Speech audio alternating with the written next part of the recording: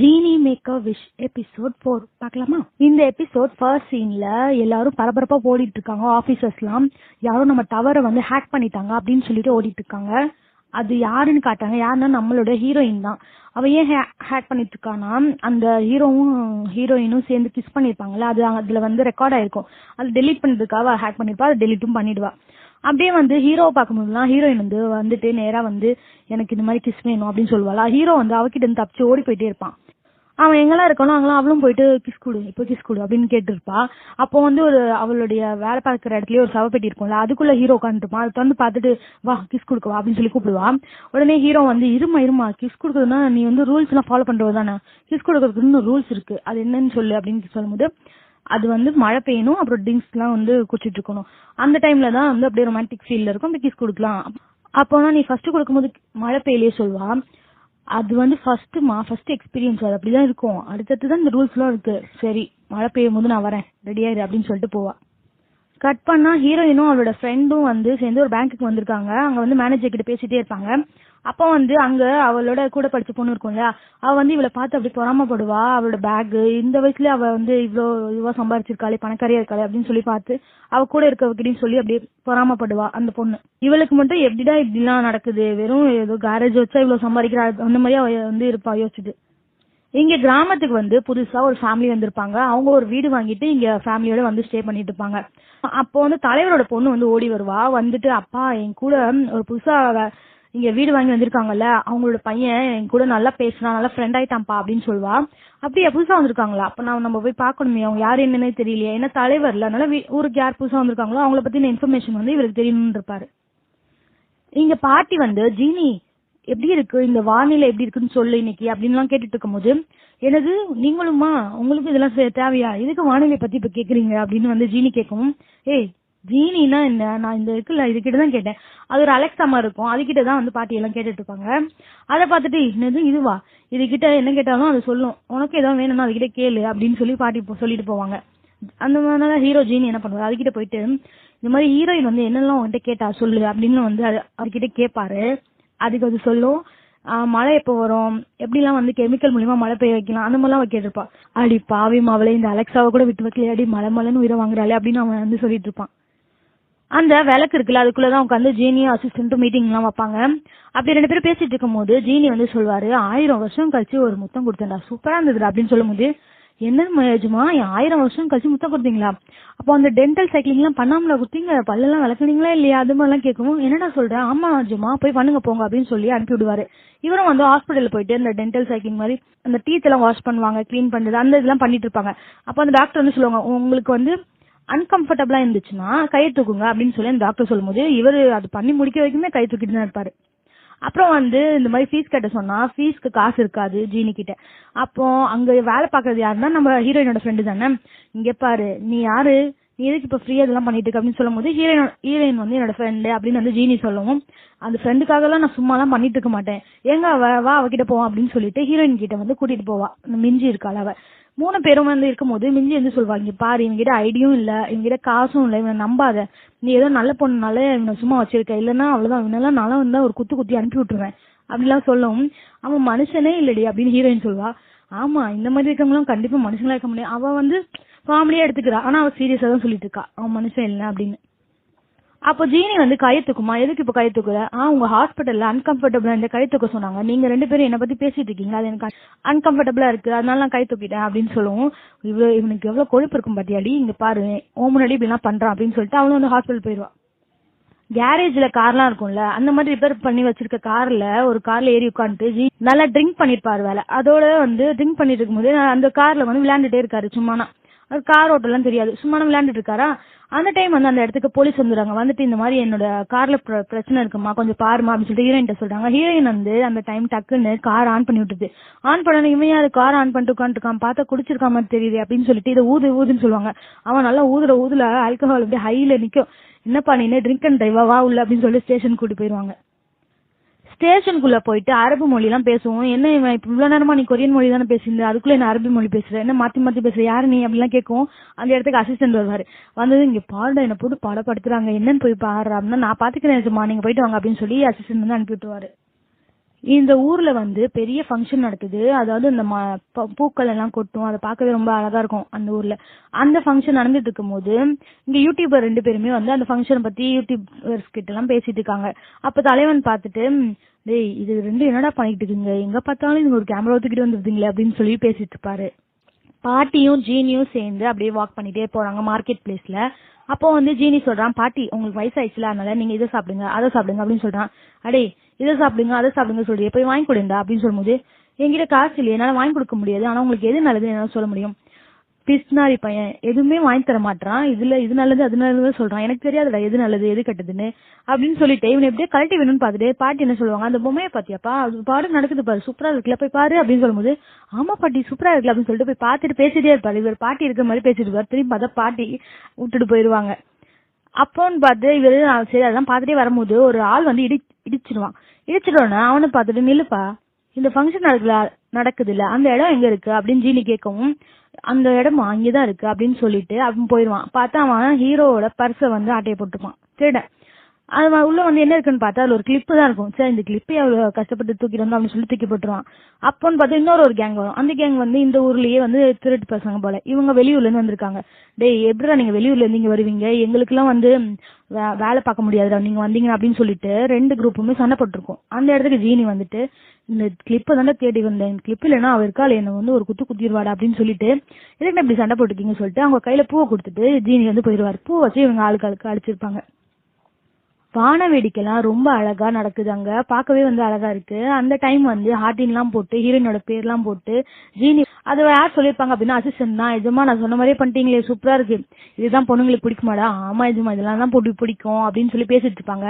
இங்க வந்து ஹீரோயின் வேலை பார்த்துட்டு இருப்பா. அப்போ வந்து வானத்தை பார்த்து ஹார்டின்லாம் போய் வேற பார்த்தணும், டேய் உனக்கு இருக்குடா நீ மட்டும் கையில கடிச்ச நீ சட்னி தான்டா அப்படின்னு பேசிட்டு இருக்கும் போதே ஏஞ்சல் வந்துருவாரு. வந்துட்டு கரெக்ட் தாமா அப்படின்னு கேட்பாரு. என்ன கரெக்ட் அப்படின்னு சொல்லுவோம்.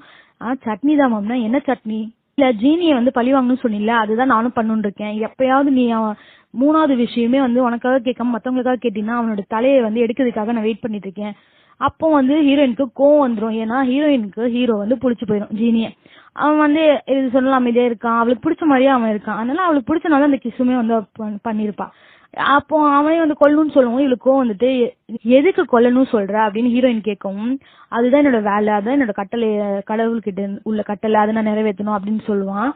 சரி நீ வந்து உன்னுடைய அந்த பில்டிங் இருக்குல்ல, அது என்னோட கடையில இருந்து ஒரு 1 கிலோமீட்டர் தள்ளி தான் இருக்கு, அப்போ நீ என்ன வந்து வேவு பார்த்துட்டு இருக்கியா அப்படின்னு சொல்லும் போது, ஆமா இதெல்லாம் தான் என்னோட வேலைன்னு சொல்லணும்ல, ஜீனி எங்கெல்லாம் இருக்கு யாரோட எல்லாம் பழக்கப்பட்டிருக்கோம் அவங்களெல்லாம் பாக்குறது என்னோட வேலை தான் அப்படின்னு சொல்லுவோம்.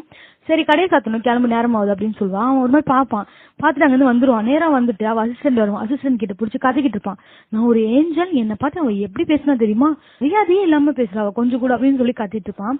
உங்களையும் எஜமா அப்படி பேசணும் அப்படின்னு சொல்லிட்டு அவளும் வந்து சொல்லிட்டு இருப்பா. இங்க ஜீனியும் ஒரு சின்ன பையனும் உட்காந்து அந்த கேம் எல்லாம் விளையாண்டுட்டு இருக்காங்க. அப்படி விளையாண்டுட்டு இருக்கும் போதே ஜீனி வந்து சொல்லுவான், டே அந்த வான வேடிக்கை எப்படி இருந்துச்சு, செம்மையா இருந்துச்சா, நான் தான்டா பண்ணேன், அந்த பண்ண பைத்தியக்காரன் எவன் நினைச்சிட்டு இருந்தேன், நீதானே அது அப்படின்னு சின்ன பையன் கேட்கவும், உங்க அப்பா அம்மா போய் சொல்லி கொடுக்குறேன், ஃபுல்லா கேம் விளையாண்டுட்டு இருக்க போட்டு கொடுக்கவா அப்படின்னு சொல்லுவோம். அந்த டைம் வந்து கரெக்டா மிஞ்சி வருவா. வந்துட்டு அவங்க கிட்ட கொஞ்சம் பேசணுவா என் கூட அப்படின்னு சொல்லி கூட்டிட்டு போவா. போயிட்டு ஒரு ஹோட்டல் போயிட்டு நல்லா ட்ரிங்க் பண்ணிடுவாங்க 2 பேரும்.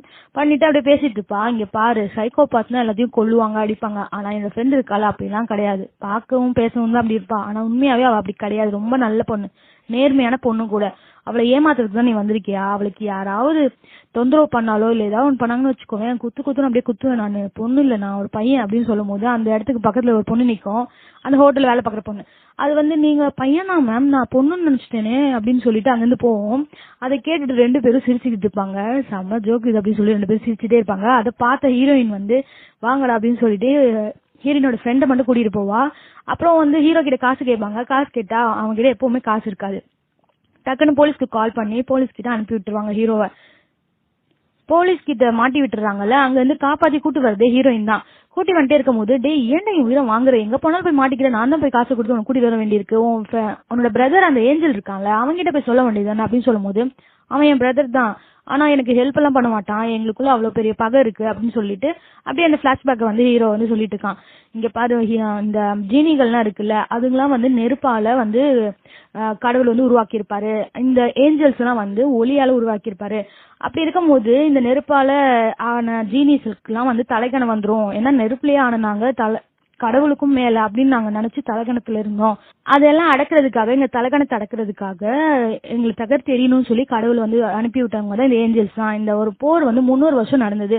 அதுல என்னுடைய நிறைய பிரதர்ஸ் நான் இழந்துட்டேன். இப்ப இருக்கிறது ஒரு கொஞ்சம் பேர் தான். அதுல ஒருத்தன் வந்து தூக்கத்தை கண்ட்ரோல் பண்ணிட்டு இருக்காரு. அவர் காட்டுறாங்க, அவருடைய கால்ல வந்து விலங்கு போட்டிருக்கு. அவர் பிளேஸ்ல இருக்கிற மாதிரி காட்டுறாங்க. அப்புறம் இன்னொருத்தர் வந்து இந்த மாதிரி பூக்கள்ல வந்து பராமரிச்சுட்டு இருக்காங்க. அதெல்லாம் பூக்கள் இல்ல, அதெல்லாம் வந்து உயிர். ஒவ்வொரு உயிரும் அந்த அந்த இடத்த வந்து பராமரிச்சுட்டு இருக்காரு. இன்னொருத்தவங்களை காட்டுறாங்க, அவங்களுக்கு கை மட்டும் காட்டுறாங்க. அவங்களை பார்த்தா ஒரு பெண் ஜீனி மாதிரி இருக்கு. அவங்க மழையை கண்ட்ரோல் பண்றவங்க அப்படின்னு சொல்லவும் ஹீரோயின் வந்து என்னது மழையை கண்ட்ரோல் பண்ணுவாங்களா அப்படின்னு சொல்லிட்டு இருக்கும்போதே அச்சோ வந்துட்டாலேடா மலை மலைன்னு சொல்லிட்டு அங்கிருந்து எஸ்கேப் ஆயிடும் ஜீனி. கட் பண்ணா சூப்பர் மார்க்கெட் லேடி இருக்காங்களா, அவங்க வந்து ஒரு வேலை எதுவும் மிச்சமா இருக்கு, அதை போயிட்டு ஏன் இப்படி லேட்டா பண்ணிட்டு இருக்கீங்க எல்லா வேலையும் அப்படின்னு சொல்லி அங்க ஒர்க் பண்றவங்க கிட்ட பேசிட்டே இருக்காங்க, கத்திட்டு இருக்காங்க. அப்போ அவங்க வேலை பார்க்கறவங்க வந்து 20 வருஷமா எங்க கூட வேலை பார்த்துட்டு திடீர்னு ஒரு நாள் மேனேஜர் ஆயிட்டு இப்படி எல்லாம் கத்துனா இதெல்லாம் நான் ஏத்துக்கணுமா, நீ பெரிய ஆளா ஆயிட்டுன்னு உனக்கு இதுவாயிடுச்சா அப்படிலாம் சொல்லி கத்தவும் இவ அங்க இருந்து வந்துட்டு ஐயோ நான் தப்பு பண்ணிட்டேனே, நான் 20 வருஷத்துக்கு அடுத்து இப்போ வந்திருக்க கூடாது, 20 வருஷத்துக்கு முன்னாடில நான் வந்து இந்த மாதிரி இருந்திருந்தா எல்லாரும் என்ன வந்து பெருமையா படுத்திருப்பாங்க, ஏன்னா இப்ப என்ன யாருமே மதிக்கவே மாட்டாங்க அப்படின்னு சொல்லி புலம்பிட்டு இருக்கும் போது அதாவது அவளோட ஆசைகள் எப்ப தேவைப்படுதோ அந்த டைம் வந்து ஜீனி கரெக்டா வந்துட்டு உங்களோட ஆசைகளை சொல்லு அப்படின்னு சொல்லிருந்தேன். ஏன்னா அந்த டைம் வந்து அவங்க ரொம்ப இதுவா இருப்பாங்க, எப்படியாவது நம்ம இந்த ஆசையை வந்து நிறைவேற்றணும்னு. அந்த டைம் வந்து அது வந்து தூண்டி விட்டு கேட்டுரும். அதே மாதிரி இவங்க கிட்டே வந்து கேட்கும் போது இவங்க வந்து 20 வருஷத்துக்கு பின்னாடி போகணும் அப்படின்னு சொல்றாங்க. ஏன்னா எதிர்காலத்துக்கு ஜீனியால போக முடியாது, அதே மாதிரி இறந்தவங்களுக்கு உயிர் கொடுக்கவே முடியாது. இது ரெண்டுமே ஜீனியால பண்ண முடியாது, மத்த எல்லாமே வந்து ஜீனி பண்ணும். அந்த மாதிரி இவங்க பாஸ்டுக்கு போக சொல்றாங்களா, சரின்னு சொல்லிட்டு 20 வருஷம் கழிச்சு அவங்களை ஆக்கிட்டு அதே மாதிரி அவங்க சொன்ன மாதிரி ஆசையையும் நிறைவேற்றிடுச்சு. அப்புறம் வந்து ஜீனி வந்து அப்படியே வருது, வந்து 20 வருஷத்துக்கு முன்னாடி நம்மளோட ஆள் என்ன பண்ணிட்டு இருப்பா அப்படின்னு யோசிச்சுட்டே வருது. இங்க பிரசன்ட்ல ஹீரோயினை பாக்குறதுக்காக அவளோட ஃப்ரெண்ட் ஒருத்தர் வந்திருக்காரு. அவர் வந்து இங்க புதுசா வீடு வாங்கி ஒரு ஃபேமிலி வரும்ல, அவர் வந்து ஹீரோயினை பாக்கிறதுக்காக வந்திருப்பாரு. ஏன்னா ஹீரோயினும் அவரும் வந்து கிளாஸ்மேட்டா இருப்பாங்க, அதனால ஹீரோயினை பாக்கிறதுக்காக வந்திருப்பாரு. இங்க வந்து ஜீனி பாஸ்ட்ல இருக்குல்ல, நம்ம ஆள் என்னடா பண்ணிட்டு இருப்பா இந்த டைம்ல அப்படின்னு சொல்லிட்டு அப்படி பாக்க வீட்டுக்கு வருவான். அவளோட வீட்டுக்கே வந்து பார்த்தா அப்ப கூட கல்ல வச்சு எறும்புகளை கொண்டுட்டு இருப்பான். இவனும் திருந்த மாட்டாளே அப்படின்னு சொல்லிட்டு, பாப்பா கல்ல வச்சு எறும்பெல்லாம் கொல்லக்கூடாது, கூட இங்க கல்லு அப்படின்னு சொல்லி வாங்குவான். என்கிட்ட இருந்து கல்லையே வாங்குறியா சொல்லிட்டு கல்ல வச்சு ஒரு அடி அடிச்சிருவா. அந்த டைம் வந்து இவளுக்குமே வந்து அப்படியே ஷேக் ஆகும், என்னோட நினைவுகள்ல போயிட்டு என்னடா பண்ற அப்படின்னு சொல்லி கத்தி புலம்பிட்டு இருப்பா. அப்போ வந்து பிரசன்ட்ல ஹீரோயின் வந்து அதை பார்த்த ஃப்ரெண்டு, நீ எல்லாம் திருந்தவே இல்லை போலியே, புது சைக்கோவா தான் இருப்ப போலன்னு சொல்லிட்டு அங்கிருந்து போயிடுவான். மழை நல்லா ஜோரா பெய்யுது. அப்போ ஹீரோயின் வந்து அப்படியே ட்ரிங்க்ஸ் எல்லாம் வாங்கிட்டு ஹீரோ எங்கடா அவன் அப்படின்னு சொல்லிட்டு ஒவ்வொரு இடமா போய் தேடினா ஹீரோவையே காணோம். தேடி அழைச்சு முடிச்சு பார்த்தா மழையும் நின்றுது. பின்னாடி திரும்பி பார்த்தா ஹீரோ நிக்கிறான். எங்கடா போன பைத்தியக்காரன், ஒன்னதானே நான் தேடிட்டு இருக்கேன், எங்க போன அப்படின்னு சொல்லும் போது அப்போ அசிஸ்டன்ட் வந்து ஹீரோ கிட்ட வந்து சொல்லியிருப்பாரு, இந்த மாதிரி ஒரு ஃப்ரெண்டு வந்தாங்க, அவங்களும் ஹீரோயினும் பேசிட்டு இருந்தாங்க சொல்லுவோம். இவனுக்கு கொஞ்சம் பொசசிவ் ஆகும், யாரோ ஒரு சொங்கி அவனை பார்க்க வந்தானமே, நீயும் அவனும் சிரிச்சு பேசுனீங்களா, யார் அவன் அப்படின்னு சொல்லும் போது, நான் என்ன பேசிட்டு இருக்கேன், நீ என்னடா சொல்லிட்டு இருக்க அப்படின்னு சொல்லிட்டு இருக்கும் போது கீழே நாய் வந்து குலைச்சிட்டு இருக்கும். நீ ஏன் எப்ப பாரு என்ன பார்த்து குலைக்கிற, உன்னை பார்த்தாலே எனக்கு காண்டாவது, சரி எதுக்கு அது உன்னை பார்த்து குலைக்குது அப்படின்னு சொல்லும் போது, நான் அதை கொண்டு தான் அது குலைக்குது, அதை நான் எப்ப கொல்லணும்னு தோணுது, ஆனா நான் கொல்ல மாட்டேன் அப்படின்னு சொல்லிட்டு அங்க இருந்து போயிடுவா. சரின்னு சொல்லிட்டு நாயை பாப்பாரு. பார்த்தா நாயுமே இந்த 5 பேர் லிஸ்ட்ல ஒன்னா இருக்கும்ல. சரின்னு சொல்லிட்டு நாய் கிட்ட போயிட்டு எல்லாத்தையும் வந்து ஹீரோ வந்து சொல்லிட்டு இருப்பாரு, உனக்கு என்னென்ன விஷயம் இருக்கோ அதை என்கிட்ட கேட்கலாம், 3 விஷயம். அதே மாதிரிதான் என்னோட ஃபியூச்சருக்கு போக முடியாது, இறந்தவங்களுக்கு உயிர் கொடுக்க முடியாது அப்படின்னு சொல்லிட்டு அவர் சொல்றதெல்லாம் அசிஸ்டன்ட் கூப்பிட்டு டிரான்ஸ்லேட் பண்ணிட்டு இருப்பாரு நாயோட பாஷையில. அதே மாதிரி ஹீரோயினை பார்த்து, நீ வந்து குறைக்கவே கூடாது, நீயும் சரி உன்னுடைய கூட்டமும் சரி, இனிமே ஹீரோயினை பார்த்தா நீங்க எல்லாம் குறைச்சிங்கன்னா உங்களுக்கு எல்லாம் பூனை ஆக்கிடுவேன் அப்படின்னு சொல்லி மிரட்டி, உன் விஷயம் நான் சொல்லு, நான் செய்யறேன் அப்படின்னு சொல்லுவான். அப்புறம் வந்து இங்க ஒரு ஆள் வந்து வருவார். திடீர்னு வந்தோடனே எல்லாருமே அப்படியே ஆச்சரியமா பார்ப்பாங்க, செம்மையா இருப்பாரு, பார்க்கவே வந்து பிசினஸ் மேன் மாதிரி ஸ்மார்ட்டா அழகா இருப்பாரு. அப்படியே வரும்போது எல்லாருமே அப்படியே பார்ப்பாங்க, வா சூப்பர் அப்படின்னு சொல்லி பார்த்துட்டே இருப்பாங்க.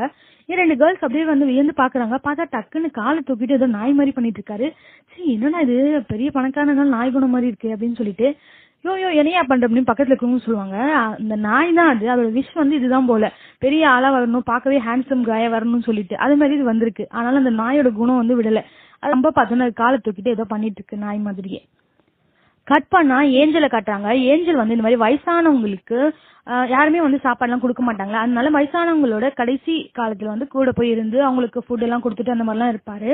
அப்படியே இருக்கும்போது ஒரு நாள் ஒரு தாத்தாட்ட போறாங்க. போய் கொடுக்கும்போது அந்த தாத்தா வந்து சொல்றாங்க, நாளையில இருந்து நீ என்ன பண்ணுவ அப்படின்னு சொல்லும் போது, என்னோட வேலையை நான் வந்து கம்மி பண்ணுவேன் நாளையில இருந்து அப்படின்னு சொல்லிட்டே இருக்கான். அப்படியே பார்த்தா இங்க ஒரு பெரிய கோடாரி மாதிரி ஏதோ நிக்கும். அதாவது இவனுக்கு வந்து இறந்து போவாங்களா அவங்க உயிரை வந்து எடுக்கிறதுக்காக இவன் ரெடியா நிக்கிறான். இதுதான் வந்து இவனோட வேலையா இருக்கும். அது மாதிரி காட்டியிருப்பாங்க.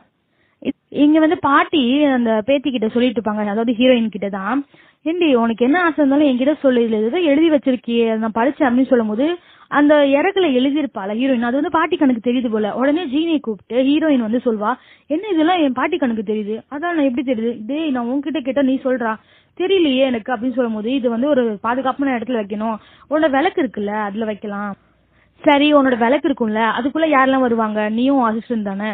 ஆமா அப்புறம் வந்து அந்த ஏஞ்சலும் வரலாம், ஏஞ்சலோட அசிஸ்டன்ட்டும் வரலாம். ஆனா அவங்க எல்லாம் வரமாட்டாங்க, நாங்க தான் வருவோம். அப்பனா சரி அதுக்குள்ளேயே நம்ம வந்து வச்சிடலாம்.